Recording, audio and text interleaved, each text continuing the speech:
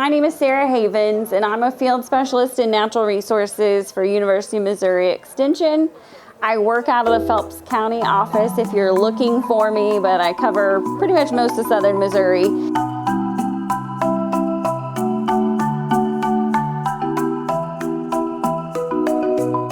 And today I'm going to talk about site preparation for trees, and I kind of approach this from like an orchard setup. So if you're trying to set up either like a nut orchard or you're thinking about a sugar bush, because the last part of my talk is going to be a little bit about walnut syrup. So if you've not heard of black walnut syrup, it is kind of, I won't say new, because there's several people in Missouri that have been doing it for a long time. It just has not had a lot of face time like maple syrup. So I'll talk about that, and then we'll talk about, of course, the tree establishment part.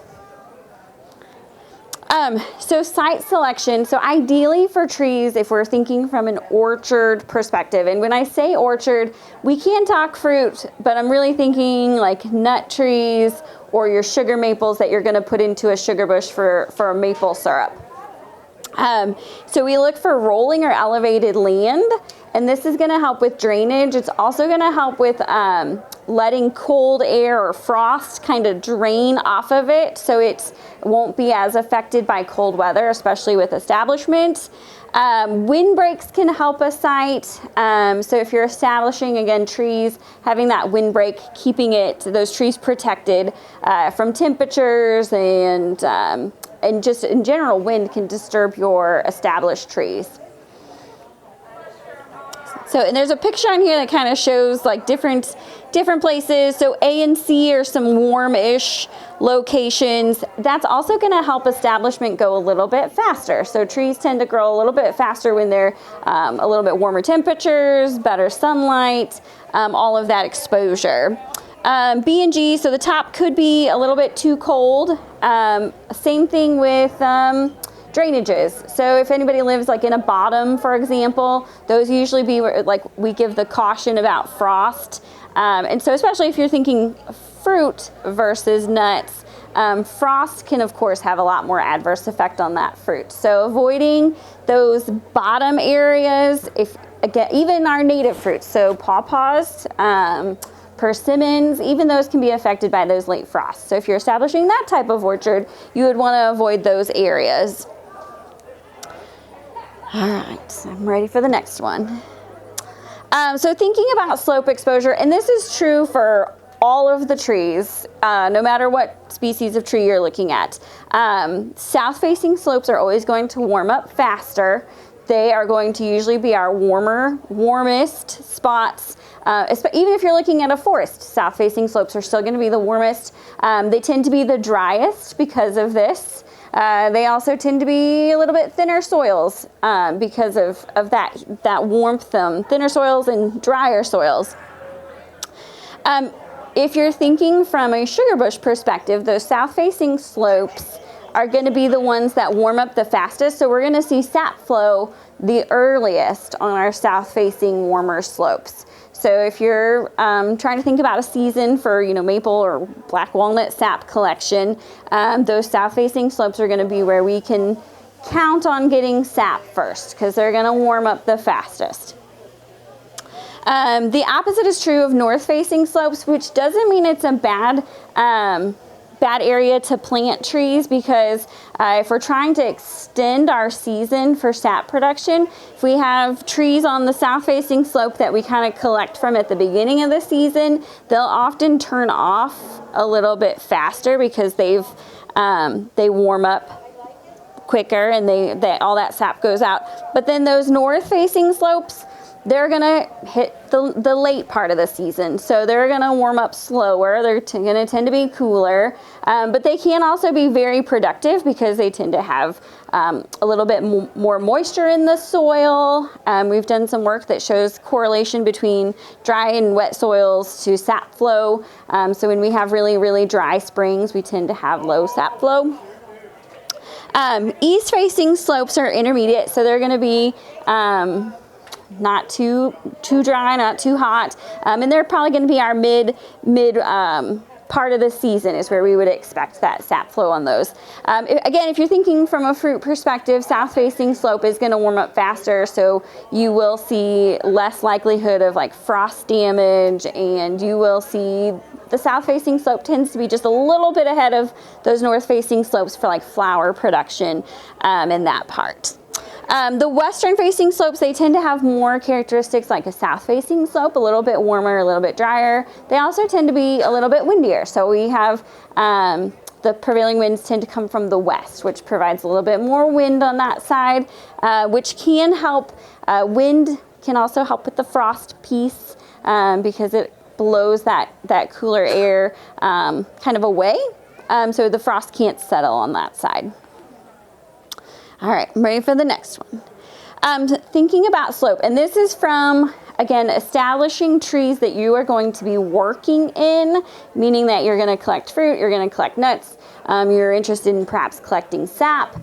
You want to think about slope. So thinking from, again, from a sap collection perspective, a little bit of slope is not a bad thing, because when we do commercial sap collection, we use gravity to our advantage.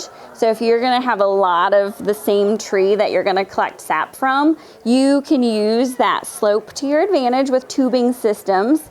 And so I do a lot of sap collection the hard way, the old-fashioned way, a tap and a bag, and then I have to haul that bag back and dump it in a bucket, and I have to haul it to wherever I'm kind of collecting all my stuff. But if you're setting up something, thinking long-term, you're going to do a lot of sap collection, a little bit of a slope is not bad, and we can establish that tubing system so that it pulls the sap downhill, and then we collect in a large container. A little bit easier on the back, a little bit easier on our time. Many of our sugar bushes will actually have those tubing systems, large collection tanks, and then they'll actually have their evaporator right there. So again, very little toting of that sap from place to place, which is very efficient. So that slope is okay. Anything greater than 10% slope, though, can be very difficult if you're going to have to be in there a lot. So it's hard to operate machinery on that slope. It would be hard to plant. So if you're going to do mechanical planting with a tractor, it's hard to run those tractors up those bigger slopes. If you're doing something like a nut orchard where you want to collect nuts on a regular basis, also going to be difficult with those slopes. Also, with the greater the slope, we tend to have a little bit thinner soil as well, so it might be a slower establishment of trees in that particular area. And it's hard to see this picture on this screen, but this is actually a tubing system that is set up, and you can see how they're taking advantage of that slope to pull that sap down. So we do usually need tubing systems. Don't have to have slope, but if they don't have slope, then we'll start to use a pull system. So we'll have to attach some type of suction system to pull the sap through that tubing system so it gets collected. So that little bit of slope helps a little bit as far as that goes too. All right. Site selection, just thinking from our sap perspective, maples really like well-drained soils. They do like deep soils. So a lot of our maple in Missouri is established in riparian areas. So we find it along like the Mississippi River Hills, the Missouri River Hills. That's where most of our sugar maple is in Missouri. Walnuts have kind of the same preference, but they're a little bit spread out further. So they do like deep soils, but I live in Southwest Missouri, and walnut is a lot more common in Southwest Missouri than maple is. And so we can find walnut in a little bit different soils. They do like wet soils, so most of our like really great walnut trees that we harvest like for veneer timber, they're gonna come from riparian areas. Those are ones that do really good. Fertility, our trees, just like any tree and any plant, rely on nitrogen, phosphorus, potassium, calcium, and magnesium. This can be tested. So again, if you're starting fresh, and this is thinking about like prepping something brand new, I would recommend a soil test. And this can be done a couple different ways, but the University of Missouri has a soil testing lab. And so you can send soil samples in and get your fertility presented to you. If you go through, I'll put my plug in for extension. If you go through an extension office, which there's an extension office in every county in Missouri, you can, your soil test will be, the results will be sent to you, but they'll also be sent to your horticulture or agronomy specialist that's covering your county, and they can help you understand what that soil test means and the amendments that you would make based on what you want to put in that site. So I talk about trees all the time, but they, on the other hand, if you wanted to establish a garden somewhere, or you wanted to establish grapes or elderberries or something else, they can give you the recommendations for amendment based off of that information that you give them. And this can help a great deal, saving you a lot of time and frustration further down the road by doing those soil tests up front. Again, soil testing, this is a regular analysis. It's going to give you pH, which is also important to tree species. So certain trees have pH limits as far as having good growth on them. Also, it's going to give you your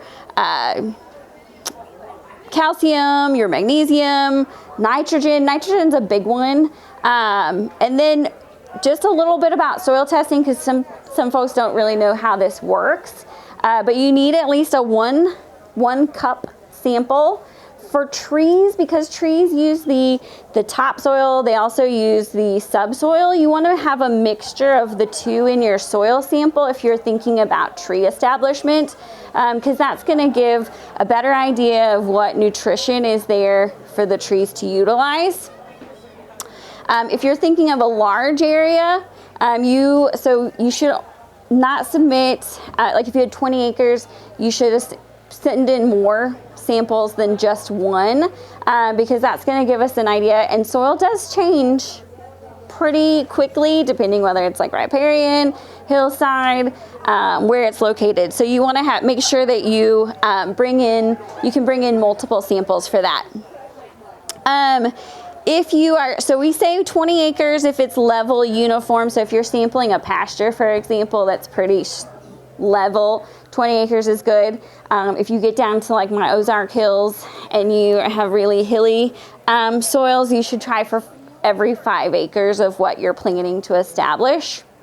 In that area, you can collect subsamples, and a lot of, again, plug for extension offices have actually a soil tool. So it's a plug tool that gets put in the ground and it pulls out a sample. And so if you're going across your property, you can kind of zigzag and pick up soil from various parts, and then it gets mixed together, but that's going to give you your general soil condition.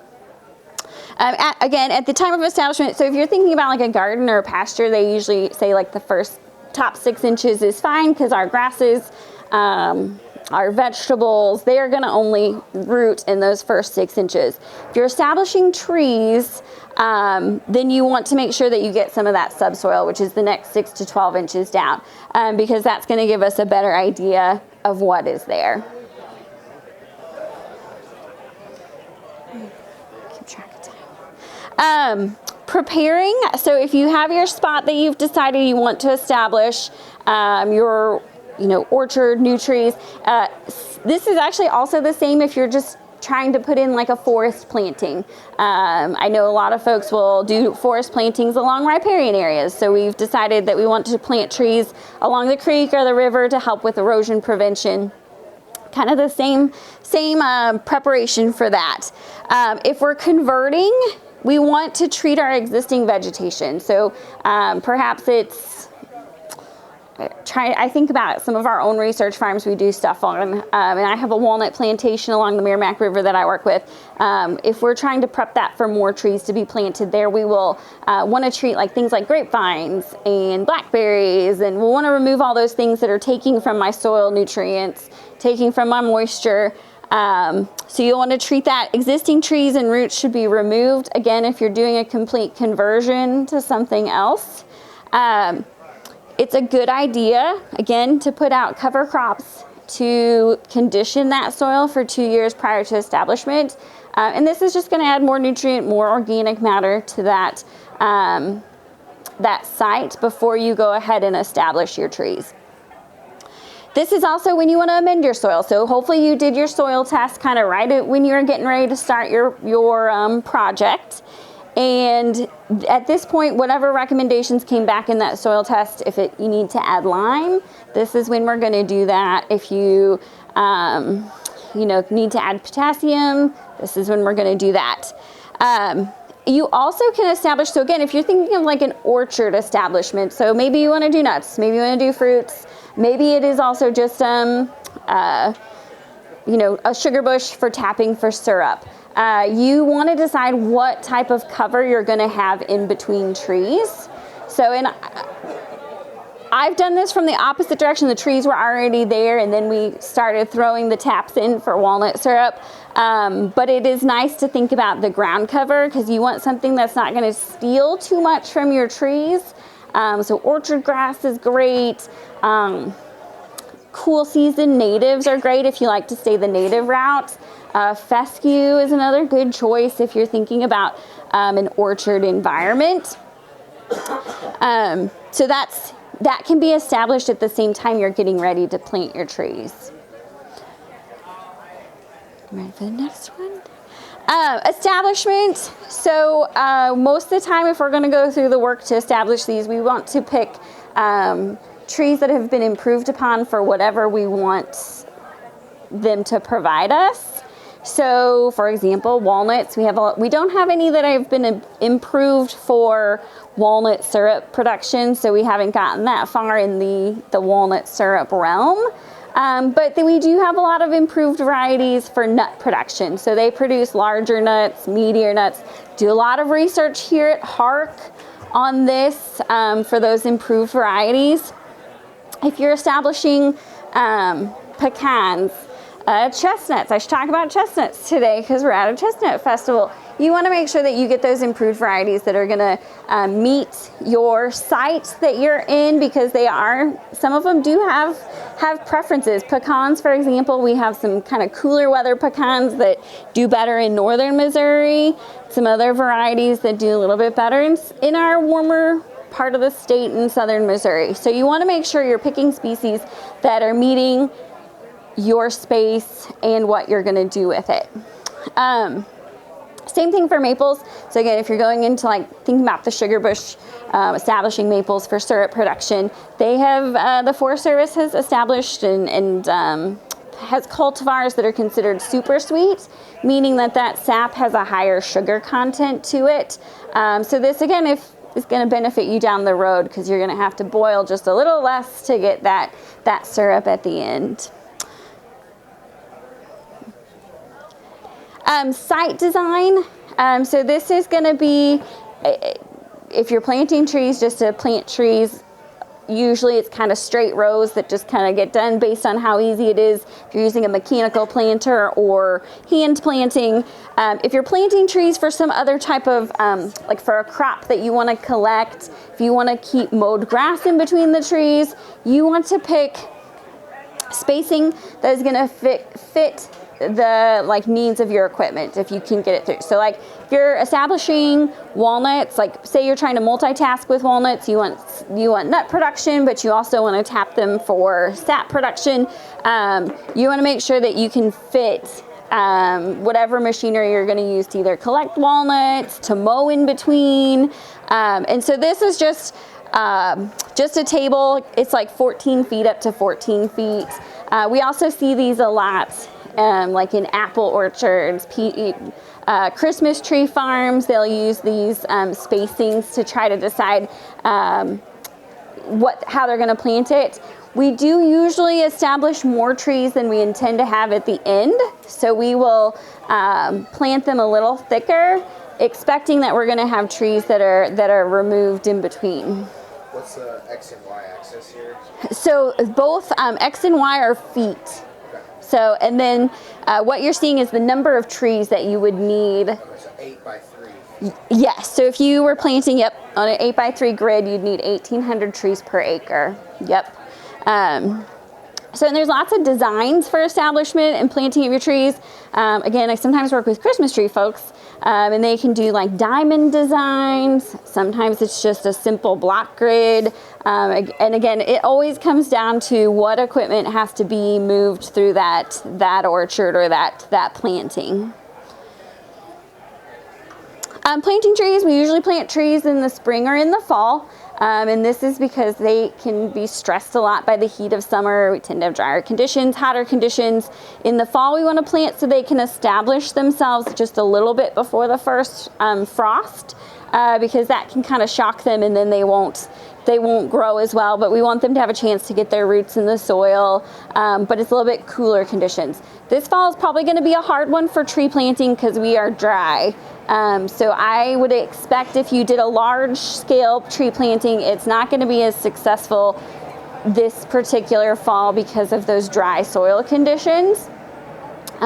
Spring planting is usually great because we have a lot of moisture in the soil and it makes it easy for them to establish themselves.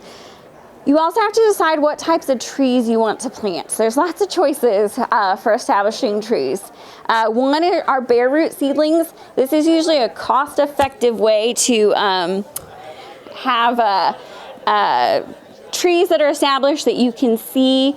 It's usually easy. So if you're thinking, and I won't say easy because none of it is super easy, but from a mechanical planting perspective, bare root seedlings can be mechanically planted, meaning that's a little bit easier on your back as far as planting.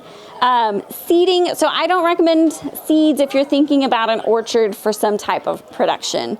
If you're just trying to maybe you have an open field that you wanted to put white oak into, broadcasting acorns in that particular area might be a good solution that's pretty easy and very cost effective. But I would recommend if you're thinking like a walnut plantation, a pecan plantation, maple plantation, bare root seedlings at a minimum. You'll also see, Missouri's very lucky that we have a nursery. We have a state nursery that sells seedlings at a very cost effective rate.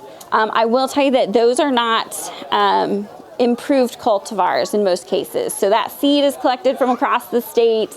It might come from, a really straight, beautiful walnut, or it might come from a really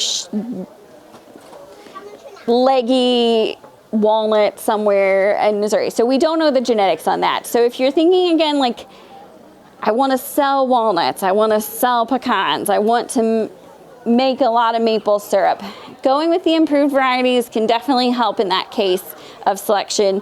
And you can sometimes find these in the bare root seedling varieties as well. But then it's also easy to find them in the burlap bundled or potted variety, which is going to be, again, just a more costly amount of money for that. So it's just, person dependent about what they have to spend on the project. I will say also potted bundled is going to be a lot more effort to get in the ground. It's a little bit harder to mechanically plant. So has anyone seen a tree planter before?